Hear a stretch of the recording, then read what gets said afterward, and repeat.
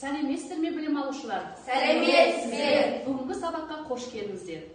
Бүгін біз сабағымызды бастамас бұрын, балалар, шеңбер құрып тұрайық, ортаға келіңіздер. Менің қолымнан сіздер екі түрлі түсті көріп тұрсыздар. Осы екі түсті қайсысы ұнайды сіздерге, соны таңдап алыңыздар.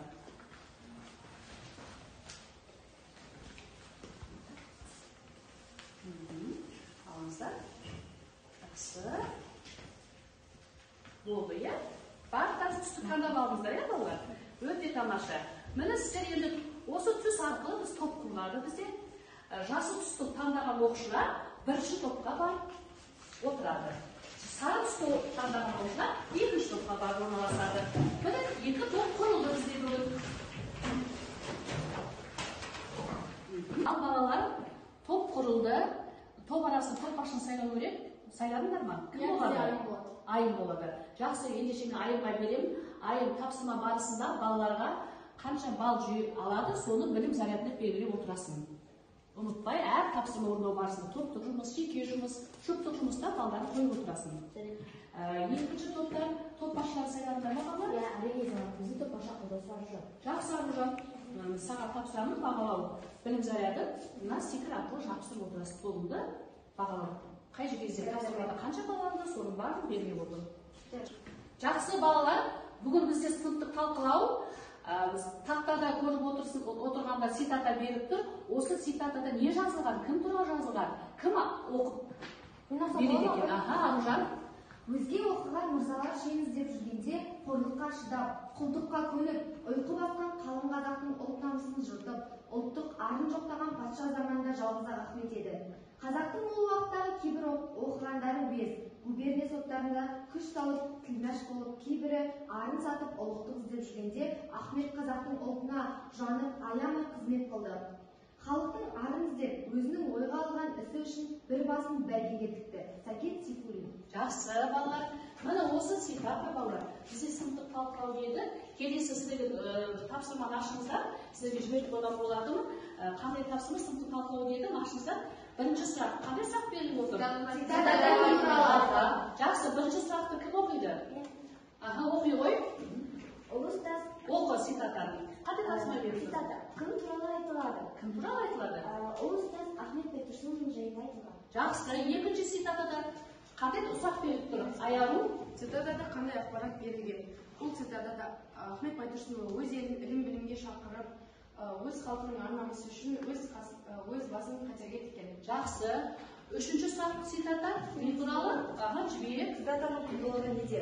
Цитатаның құндылығы неде дейді? Цитатада Ахмет Байтұрсынұлының ұлт және халықтың намысын қорғағаны және де қазақ тілінің қалыптасуының негізін салушы болғаны анық баяндалған. Жақсы, тамаша. Міне бүгінгі біздің балалар сабағымыз кім туралы болды? Ұлы ұстаз Ахмет Байтұрсынұлы туралы екен. Жақсы.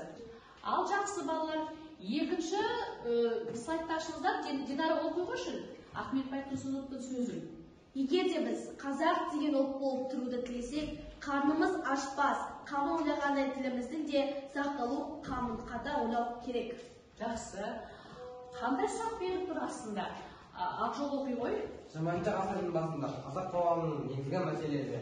Қандай мәселелер болды? 20 ғасырдың басында басты мәселелер дін және де тіл мәселелері қозғалды, иә? Жақсы, екінші сұрақ Аружан.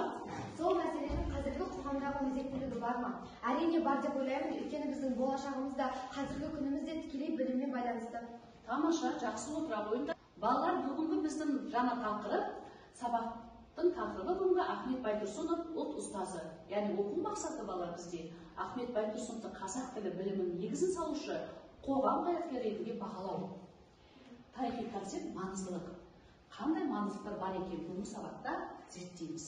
Ал балалар, бізде қазір топтық жұмыс бірінші тапсырмада. Топтық жұмыста кластер құру әдісі бойынша жүргізіледі.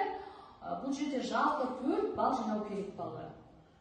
Әр топтың жұмыстарын, тапсырмаларын мен сіздердің ноутбуктарыңызға жібердім. Бірінші топтың тапсырмалары ашсыздар ма? Бұл жерде ашыңыздар, үлкейтіп көрсетіңіздер. Бірінші топтың тапсырмасы. Міне осы бойынша кластер құрасыздар, топ-топ жұмыс жасайсыздар. Екінші топ сіз көрдіңіздер ме? Ноутбукқа жіберіп қойдым сізге. Сілтеме арқылы ашып, топ-топ жұмыс жасаймыз. Топта бізде болу керек, ынтымақтастық, бірлік болу керек. Ал сәттілік деймін. Жұмыс жасаймыз. 4 минут уақыт беріледі.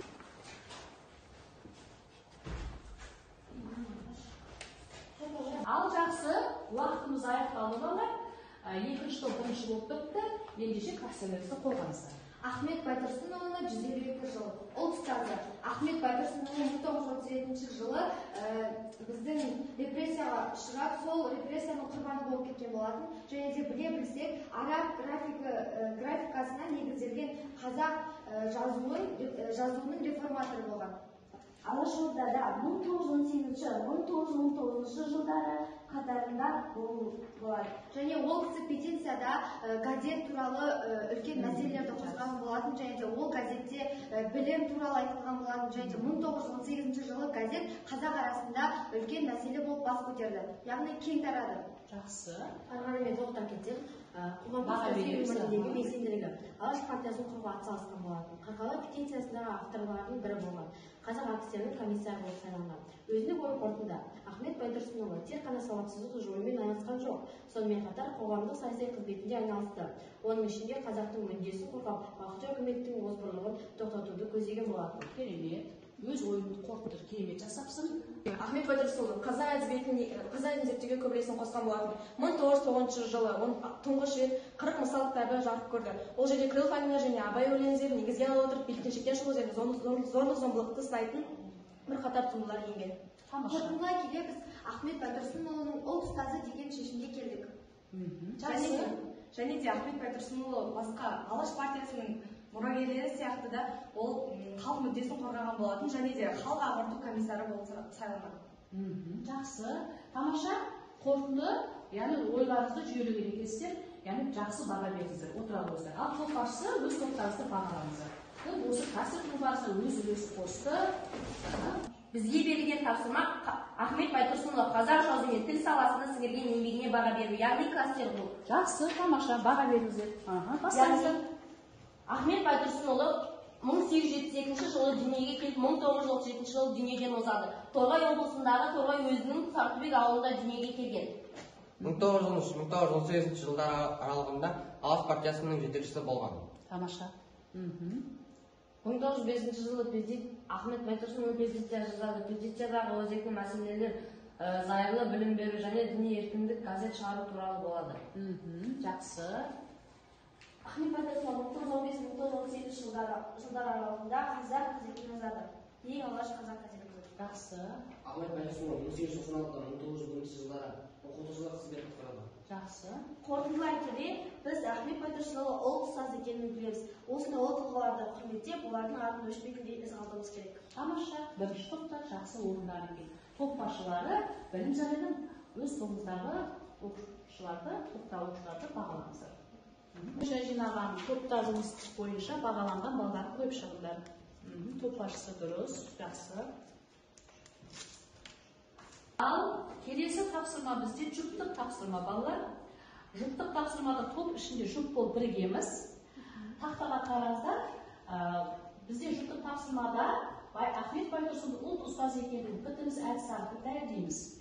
Жалпы балл 4 балл, бұған 6 минут уақыт беріледі. Жалпы сіздер осы берілген бітіміз әдісіндегі берілген тапсырмаларға мән беріп, жұптық жұмысты жасауға кірісеміз. Уақытты 6 минут уақыт. Жақсы. Ахмет Байтұрсынұлы ол ұстазы. Біз солай санаймыз. Себебі Ахмет Байтұрсынұлы қазаққа әліппесін шығарып және көптеген еңбектерін сіңірген халыққа. Ахмет Байтұрсынұлы ол ұстазы. Біз солай санаймыз. Себебі ол әліппе шығарып халыққа өзінің еңбегін сіңірген, білімін берген. Ахмет Байтұрсынұлы ол ұстазы. Себебі ол көптеген еңбектерін сіңіріп, өзінің халыққа білімін дарытқан. Жақсы. Ахмет Байтұрсынұлы, біз мынандай мысал арқылы Ахмет Байтұрсынұлы оқуға барғанда қазақ халқының жағдайын жасап жатырмын деп дейді. Салдары айтылған нәрселер бойынша Ахмет Байтұрсынұлы былай қорытындылай кетеміз. Қазақтың ұлы ұстазы, мықты элитасы. Екінші тапсырма бойынша біздің позициямыз Ахмет Байтұрсынұлы әдебиеттанытқыш, көрнекті публицист әрі білім жайлы үндеу жасаған ұлт ұстазы деген шешімге келдік. Себебі Ахмет Байтұрсынұлы сауатсыздықты жою мақсатында өте көп еңбек сіңірген болатын және де қазақ халқының өз тілі болғанын қалаған болатын. Оны біз мысал ретінде оқу құралы атты шығармасы арқылы мысал келтіре отырып айта аламыз. Қорытындылай келе, Ахмет Байтұрсынұлы тіл жоғалған жұрттың өзі де жоғалған деген осындай көрнекті нақыл сөзі арқылы да жеткізе аламыз. Ахмет Байтұрсынұлы қазақтың элитасы, бас редакторы деген шешімге келдік. Және де ғылыми терминдердің қазақ тілінде кездесуі ол Ахмет Байтұрсынұлының еңбегінің жемісі деп білеміз. Тамаша. Жұптар отыра қойыңыздар. Ұстаздар, біз солай санаймыз, себебі ол қазақ халқын ілім-білімге шақырып, барлық халық білімді болуға бар ынтасын салды. Себебі ол қазақ халқымыздың бірлігі мен бостандығы білімде екеніне сенімді болды. Жақсы. Оны түсіндіре кетсек, біз мұны мынандай салдармен дәлелдейміз. Ахмет Байтұрсынұлы оқу көтерушілеріне берген өзінің сұхбатында айта кеткен болатын. Менің мақсат мұратым қазақ халқының тілін, мәдениетін өркендету деген болатын. Қорытындылай келсек, Ахмет Байтұрсынұлы қазақтың нағыз ұлт ұстазы. Ол кісінің арқасында біз талай жетістіктерге жетіп жатырмыз. Ал балалар, бізге енді соңғы тапсырма қалды. Жеке жұмыс, әр оқушы жеке жұмыс орындайды. Сілтеме берді ноутбуктарына. Сол сілтемеге кіріп, бортбал әдісі бойынша орындайсыңдар. Жалпы балл 2 балл, яғни 1-ден 5-ке орындаған бала 1 баллмен бағаланады. Алдыдан жоғары 10 балға жинаған бала 2 баллмен бағаланады. 3 минут уақыт беріледі.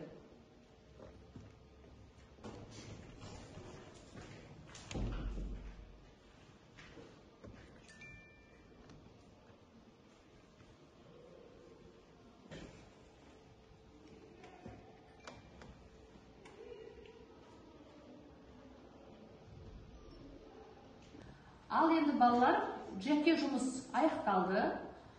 Енді алған балдарыңды жеке жұмыс бойынша топ басшысына көрсетіп, балдарыңды қойдырыңдар, білім заряды.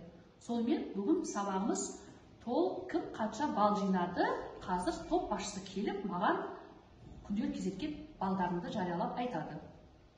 Енді топ басшылары енді өз топтарыңызда жинаған оқушылардың балдарын хабарламайды да, мен күндер кезекке қояйын. Бекен Динара 9 балл. 9 балл. Келесі. Ераман 9 балл. Жақсы. Манас 8 балл. Манас 8 балл. Айым 9 балл.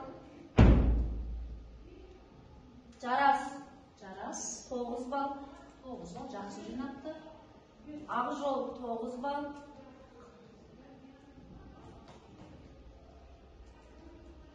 Аяру 8 балл. Аяғы 8 балл. Жақсы. Ал балалар үй тапсырмасын жазып алыңыздар. Сіздерге берілді. Яғни Ахмет Байтұрсыновтың ұлт ұстазы болуына әсер еткен факторлар бойынша степря арқылы талдап келесіздер. Келесі үй тапсырмасы. Ал оқушылар, сабағымыз бүгін қорытындылай келе, бүгінгі кестесі арқылы сіздерді кері байланыс алғым келеді. Негізі бүгінгі сабақ сіздерге ұнады ма? Қандай әсер алдыңыздар? Керемет. Ендеше балалар долбай әдісі арқылы маған кері байланыс берсеңіздер. Кім береді? Білемін, білдім, әлі келеді деген оқушылар бар екен арамызда? Айта ғой, Манас. Ахмет Байтұрсынұлының қай жылы бабу әдісімен мен Ахмет Байтұрсынұлының қай жылы дүниеге келіп, қай жылы дүниеге өткенін білемін. Және де Ахмет Байтұрсынұлы қай жылы қанша еңбек жазғанын білемін, және де қай жылы алфавитті жазып шығарғанын білемін. Жақсы, тамаша, отыра ғой.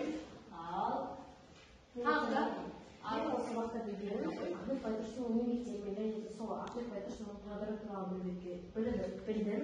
Және де оның өмірі, қай жылы дүниеге келіп, қай жылы мектеп бітіргені туралы білдім. Жақсы. Ажар. Мен бүгін келген үшін Ахмет Байтұрсынұлының осындай жетістікке қалай жеткенін білгім келеді. Керемет. Онда келесі сабақта осы біз ізденіп қалай жетті? Ұлт ұстаз деп неге айтамыз? Неге біз ұлт ұстаз элитасы, реформатор дейміз? Яғни біздің үлкен ұлттың үлкен жанашыры, өз ұлтының жанашыры, жанып шыққан жұлдыз екен Ахмет Байтұрсынов. Бүгінгі сабаққа қатысқандар үшін үлкен осымен сабағымыз аяқталды балалар.